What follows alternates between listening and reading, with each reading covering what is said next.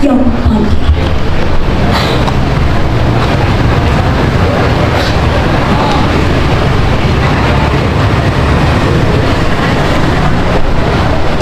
Ada sebabnya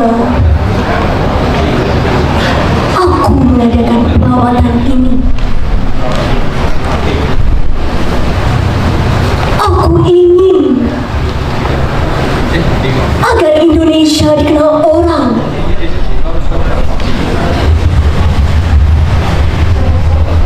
Aku ingin memperlihatkan kepada dunia bagaimana rupa orang Indonesia.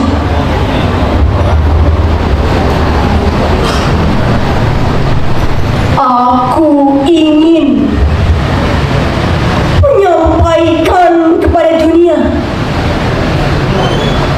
bahwa kami bukan bangsa yang pandai.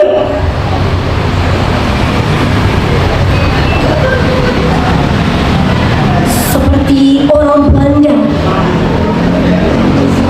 berulang-ulang mengatakan kepada kami